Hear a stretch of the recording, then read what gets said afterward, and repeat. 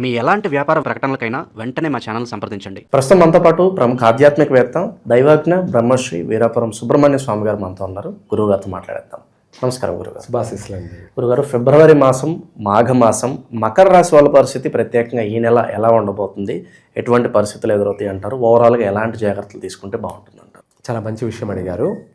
మకర రాశి వాళ్ళకి ఈ మాఘమాసం ఫిబ్రవరి నెలలో చాలా విషయాలలో కలిసే వస్తుంది, బాగుంటుంది కూడా. ఆర్థికపరమైన విషయాలలో అభివృద్ధి అనేది ఈ మాసంలో బాగా స్పష్టంగా కనపడుతుంది. అభివృద్ధికి మార్గాలు అనేది అనేక అవకాశాలు, అనేక మార్గాలు కూడా వీళ్ళని వెతుక్కుంటూ వస్తాయి. అనేక దారులు, అనేక మార్గాలు, అనేక అవకాశాలు కూడా వీళ్ళని వెతుక్కుంటూ వచ్చే అవకాశాలు అధికంగా ఉన్నాయి. ఆర్థికపరమైనటువంటి విషయాలలో కొంత సంతృప్తికరంగా ఉన్నప్పటికీ మిగతా కొన్ని విషయాలలో మాత్రం ప్రతిదానికి వీళ్ళు చిరాకు పడడం, కోపతాపాలు అధికం, అంటే ప్రతిదానికి కోప్పడిపోతుండడం, ఉద్రేకభరితమైనటువంటి మాటలు, అంటే మాటల విషయాల్లో కూడా కొంచెం కఠోరంగా మాట్లాడడం, కఠినంగా మాట్లాడడం, వ్యవహరించడాలు ఇవి ఎక్కువగా కనపడుతున్నాయి. వాటి వల్ల వీళ్ళంతటా వీళ్ళకే వీళ్ళ నష్టాన్ని వీళ్ళే కలగచేసుకునే అవకాశాలు కూడా ఉన్నాయి. అదే కొన్ని విషయాలలో తొందరపాటులు పనికిరావు. ఏదైనా కానీ ఓర్పుతోటి, సహనంతో, ఎందుకంటే ఒక రోజుతో జీవితం అయిపోయేది కాదు, సంవత్సరాల తరబడి జీవితం అన్నమాట. అందుకు దానికి కాను ఏదైనా కూడా ఓర్పు, ఓపికతోనే వాళ్ళ జీవితాన్ని వాళ్ళు సాపిగా సాగించగలరు. అట్లానేసి కోపము, ఆవేశము పడ్డామనుకోండి, తన కోపమే తనకు శత్రువు.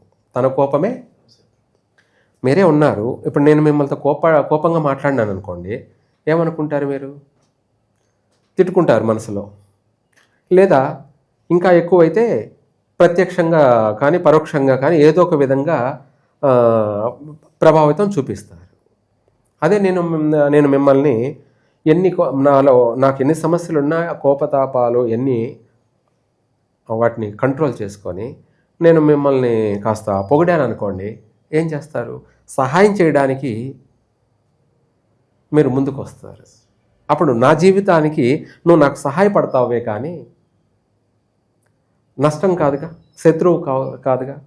అది వీళ్ళు అది దృష్టిలో పెట్టుకొని మకర రాశి వాళ్ళు వీళ్ళ జీవితము, వీళ్ళ కుటుంబ జీవితము, వీళ్ళ భవిష్యత్తును దృష్టిలో పెట్టుకొని కొంత ఓర్పు, సహనాన్ని పాటించాలి. ఓర్పు, సహనాన్ని, ఎందుకంటే వాళ్ళ జీవితము వాళ్ళు సాపిగా సాగించడానికి, సంతోషంగా జీవించడానికి ఇది ఉపయోగపడుతుంది. అంతేకాకుండా దీనివల్ల వీళ్ళు నష్టాలు కొనుక్కొచ్చుకునే అవకాశం ఉంది. అంటే దోనబోయే దరిద్రాన్ని ఇంటి దాకా వీళ్ళే తెచ్చుకునే అవకాశం ఉంది అన్నట్టుగా ఉంటుంది. ఎందుకంటే ఎవరో చేయాల్సిన అవసరం లేదు, వీళ్ళే ఆ కష్టాలని, ఆ నష్టాలని కొనుక్కొచ్చుకునేట్టుగా అన్న సామెత కింద ఉంటుంది. కాబట్టి తెలివిగా వ్యవహరించాలి. ఎవరు? మకర రాశి వాళ్ళు తెలివిగా వ్యవహరించాలి. ఓర్పుగా, సహనంతో ఏ పనినైనా, ఎంతటి కార్యాన్నైనా కూడా సాధించగలుగుతారే కానీ కోపతాపాలతోటి, ఆవేశాలతోటి ఏ పని పూర్తి కాదు. అందుకనేసి దానికి సంబంధించి వీళ్ళు మనశ్శాంతిగా, ప్రశాంతంగా, ఉద్రేకం లేకుండా ఉండడానికి శివుడికి పెరుగు అన్నంతో శనివారం పెరుగన్నంతో అభిషేకం చేయాలి. మంగళవారము బెల్ల పొంగలితోటి అభిషేకం చేయాలి. అలా చేసి 10 మంది పిల్లలకి పంచిపెట్టడం, వీళ్ళు కూడా అది ప్రసాదంగా స్వీకరించడం వల్ల వీళ్ళ యొక్క మైండ్ సెట్ మారుతుంది. రెండోది వచ్చేసి కోపతాపాలు అనేది రావు, కంట్రోల్ అవుతుంది. ఆవేశాలు అనేది ఉండవు, తొందరపాటుతనాలు కూడా రావు. రెండోది వచ్చేసి ఓర్పు పెరుగుతుంది, సహనం పెరుగుతుంది, నమ్మకం కలుగుతుంది. నమ్మకం అంటే జీవితం పైన, 10 మంది పైన నమ్మకము, వాళ్ళపైన వాళ్ళకు నమ్మకం. ఇది ఇంపార్టెంట్. ఇది కొన్ని కార్యాల వల్లనే సాధ్యమవుతుంది. కొన్ని అంతే. ఇది మాఘమాసం కాబట్టి ఈ మాసంలో చల్లనీటి స్నానం చేసి, అలాగే మంగళవారం రోజైతేనేమో బెల్లం పొంగల్ చేసుకొని స్నానం చేసిన తర్వాత చల్లనీటి స్నానం చేసి, మామూలుగా అయితే మాఘ స్నానాలే ప్రసిద్ధి ఎప్పటి నుంచి, ఆది నుంచి కూడా. ఇప్పుడు మాఘ స్నానాలు అంటే తెలియకుండా పోయింది. ఓన్లీ కార్తీక మాస స్నానాలు మాత్రమే ఆరంభిస్తున్నారు. ఆదిగా నుంచి కూడా మాఘ స్నానాలు, సముద్ర స్నానాలు, నదీ స్నానాలు, కోనేటి స్నానాలు, బావి బోరు స్నానాలు, అంటే చల్లనీటి స్నానాలు అనేది ఈ మాసంలో చేసి శివాలయాన్ని ఎక్కువగా చేస్తారు. కాబట్టి ఈ యొక్క మకర రాశి వాళ్ళు చల్లనీటి స్నానం చేసి ఆమెన పెరుగన్నం దద్దోజనం చేసుకొని అది తీసుకువెళ్ళి ఆహ్వానిస్తే స్వయంగా వాళ్ళ చేతన చేయించవచ్చు. లేని పక్షాన వీళ్ళు కూర్చొని అయ్యగారి చేత అభిషేకం చేయించి ఆ ప్రసాదాన్ని తీసుకొని 10 మందికి పంచి వీళ్ళు తినడం వల్ల ఏమవుతుందంటే వీళ్ళల్లో ఒక పాజిటివ్ శక్తి ఏర్పడుతుంది. మకర రాశి వాళ్ళు వీళ్ళకి ఒక నమ్మకంతో కూడుకొని ఒక సంకల్ప బలం అంటారు. ఏ పనినైనా కూడా అవలీలగా సాధించగలుగుతారు, ఓర్పుగా సాధించగలుగుతారు, పట్టు వదలని విక్రమార్కుల్లాగా ప్రతి కార్యంలోనూ విజయం సాధిస్తారు. ఇది ఇంపార్టెంట్. వ్యాపారం చేసినా కలిసి రావాలి. ఆ వ్యాపారం చేయాలంటే కూడా మనకు సహకారం కావాలి. ఇట్లా ప్రతి విషయాల్లో కూడా ఇంతే. చదువుకుంటున్న విద్యార్థులకు కూడా కాస్త ఒడిదుడుకులు ఉన్నాయి. ఆ ఒడిదుడుకుల్లో ఫెయిల్ అవుతామా పాస్ అవుతామా అనే భయం లేకుండా ఉండడానికి శివయ్యకి మంగళవారం బెల్లం పొంగలితో అభిషేకం చేసి, శనివారం అయితే పెరుగన్నంతో అభిషేకం చేసి ఎగ్జామ్కి వెళ్ళారనుకోండి తప్పకుండా పాస్ అవుతారు. విద్యార్థులు బాగా చక్కగా పాస్ అయి ఉన్నత చదువులకు వెళ్తారు. ఇంకా కూడా చెప్పాలంటే మళ్ళీ విదేశాలకు వెళ్ళే అవకాశం కూడా ఉంది. ఏది చదువు రీత్యా కూడా విదేశాలకు వెళ్ళి అక్కడ చదువుకొని అక్కడే ఉద్యోగం సంపాదించుకొని అక్కడే వాళ్ళు స్థిరపడే అవకాశాలు కూడా ఉన్నాయి మకర రాశి వాళ్ళకి. అయితే ఇంకా కొన్ని విషయాలలో స్థాన మార్పులు, స్థాన చలనాలు అనేటివి కూడా అధికంగా ఉన్నాయి. ఇవి ఉద్యోగ రీత్యా అని కావచ్చు, లేదంటే వ్యాపార రీత్యా అని కావచ్చు, లేదా ఇంకొక రీత్యా కూడా విదేశాలకి ఈజీగా అవలీలగా అనుకున్న పని వెంటనే చకచక అయిపోతుంది. విదేశాలకు వెళ్ళే అవకాశం ఉంది. లేదా మనకు జాబులు చేస్తున్నారు, ఉద్యోగాలు చేస్తున్నారు, వాళ్ళని గవర్నమెంట్ వాళ్ళు అయితేనేమో వాళ్ళకి ట్రాన్స్ఫర్ అంటే బదిలీ అంటారు కదా, ఇక్కడ నుంచి ఇంకో చోటికి, ఇంకొక ప్రాంతానికి, ఇంకొక ఏరియాకి వాళ్ళ వృత్తి రీత్యా ఉద్యోగ రీత్యా అలా ట్రాన్స్ఫర్ చేయడం జరుగుతుంది. దాన్ని స్థాన చలనం అంటారు. ఏమంటారు? అదే కాకుండా నివాసం ఉంటున్న వాళ్ళు సొంత ఇల్లా లేకపోతే వాళ్ళ రెంట్ ఇల్లా అనేది పక్కన పెట్టేస్తే వాళ్ళు ఆ స్థానం కూడా మారాల్సిన పరిస్థితి ఉంటుంది. స్థాన చలనం. ఇంకో చోట ఎక్కడన్నా పోయి నివాసం ఉండే అవకాశం ఉంది. అది వృత్తిరీత్యా ఉద్యోగరీత్యా కారణాల వల్ల ఏదైతే అనేముంది కానీ గృహ మార్పు కూడా జరుగుతుంది. అలాగే పాత వాహనాలను అమ్మేసి నూతన వాహనాలను కూడా కొంటారు. పాత వాహనాలని అమ్మేసి, ఎందుకంటే వాటితో పాపం విసిగి వేజారిపోయి ఉన్నారన్నమాట.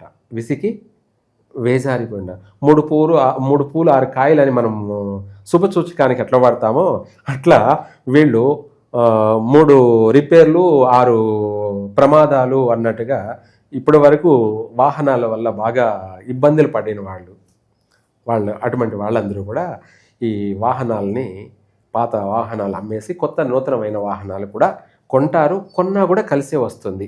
వాహన ప్రకారంగా అమ్మి కొనే అవకాశం ఉంది. ఎందుకు అంటే రాశిలో కుజుడు ప్రభావం వల్ల పాత వస్తువులు పోయి కొత్త వస్తువులు వచ్చే అవకాశం ఉంది. అలాగే నూతన గృహయోగం కూడా ఉంది. నూతన గృహయోగం ఉంది, నూతన వాహన యోగము ఉంది. అలాగే ఇంటికి అందమైనటువంటి అలంకరణ కోసం సుందరమైనటువంటి వస్తువులను కూడా ఏదైనా ఇంటి అలంకరణ కోసం ఎంత ఖర్చు అయినా పెట్టి సేకరించే అవకాశము ఉంది. ఇదే కాకుండా శుభకార్య మూలకంగా కూడా అనేక వస్తువులు, నగలు ఇటువంటివన్నీ కూడా కొంటారు. రెండోది అప్పు చేసైనా కొంటారు, కొంతమంది ఉండి కొంటారు, కొంతమంది సంపాదించుకుంటారు, కొంతమంది అవసరాన్ని బట్టి అప్పు చేసైనా కూడా కొని ఆ కార్యక్రమాన్ని పూర్తి చేయగలుగుతారు. వివాహ యోగ కాలం అని చెప్పాలి. ఒక మాటలో చెప్పాలంటే ఈ మాసంలో వివాహ ప్రయత్నాలు చేస్తే తప్పకుండా కుదురుతాయి. వెంటనే వివాహ నిశ్చయతాంబూలాలు, తర్వాత వివాహ ప్రయత్నాలు అన్నీ కూడా ఆ కార్యక్రమాల్లో నిమగ్నులైపోతారు. అలా అనేక విధాలు కూడా బాగానే ఉంది. అలాగే ఇందాక మనం చెప్పుకుంటున్నట్టు వాహన ప్రమాదాలు కూడా ఉన్నాయి, కొంత సమస్యలు అయితే ఉన్నాయి. కంటికి చూపుకు సంబంధించి, కళ్ళకు సంబంధించి, లేదంటే అదే జ్వర పీడితులు కానీ కొంత ఆరోగ్యపరమైనటువంటి విషయాలలో కూడా కొంత చికాకులు కలిగించే అవకాశం ఉంది, కొంత చికాకులు వచ్చే అవకాశం ఉంది. తర్వాత వాహనాల విషయాల్లో జాగ్రత్త ఉండాలి. పాత వాహనాలు, వాటి వల్ల ప్రమాదాలు కూడా సంభవించే అవకాశం ఉంది. అందుకనేసి వాటిని అమ్మేసి కొత్త వాహనాలు అయితే కొనుక్కోండి, కలిసే వస్తుంది, ఇబ్బంది లేదు. మిగతా విషయాల్లో కూడా చాలా వరకు బాగానే ఉంది. మనం ఇందాక చెప్పినట్టుగా వీళ్ళకు అన్ని పనులు నెరవేరడం కోసం ఈ మాఘమాసంలో శివయ్యకి ఈ విధంగా అభిషేకం చేసి 10 మంది పిల్లలకి బెల్ల పొంగలి అవుతేనేమో నల్ల చీమలకు కూడా పెట్టండి. పుట్ట దగ్గర, చెట్ల దగ్గర, పుట్టలు చెట్లు ఉంటాయి కదా, వాటి దగ్గర నల్ల చీమలు ఉంటాయి. ఆ నల్ల చీమలకి ఆ ప్రసాదం పెట్టండి. దానం అన్నమాట అది కూడా. ఆ నల్ల చీమలకు దానం చేయడం వల్ల ఏమవుతుందంటే శత్రు వినాశనము, అలాగే కుటుంబ గౌరవం పెరగడము, సంఘంలో పేరు ప్రతిష్టలు కలగడము, శత్రు వినాశనము, అలాగే నరదృష్టి పూర్తిగా సమూలంగా నశించిపోతుంది. ఇవే కాకుండా ఇంకా కూడా యోగం అనేది స్టార్ట్ అవుతుంది. యోగం అంటే మనం ఏది చేసినా కలిసి రావడం, ఏది చేసినా దానికి పూర్తిగా కలిసి వచ్చే అవకాశం ఉంది. నల్ల చీమలకి అదే ప్రసాదాన్ని దానం చేయడం వల్ల వీళ్ళకు సర్వ విధాల కూడా కలిసి వస్తుంది. పుత్ర సంతాన ప్రాప్తి కలిగే అవకాశం ఉంది. సంతాన శుభవార్తలు వింటారు. అలాగే నిశ్చయితాంబూలాలు పుచ్చుకోవడం, తొందరగా నెరవేరడం, వివాహం కావడం, ఆరోగ్యపరమైన విషయాల్లో కూడా పెద్ద పెద్ద సమస్యలు లేకుండానే స్వల్పమైన సమస్యతోటి బయటపడతారు. ఇలా అన్ని విధాలు కూడా మకర రాశి వారికి కలిసి వచ్చే అవకాశాలు అధికంగా ఉన్నాయి. ఓవరాల్గా మకర రాశి వాళ్ళకి ఫిబ్రవరి మాసం ఏ విధంగా కలిసి రాబోతుంది, ఎటువంటి జాగ్రత్తలు తీసుకోవాలి, మంచి విశ్లేషణ అందించారు. ధన్యవాదాలు. సర్వే జన సుఖినో భవంతు.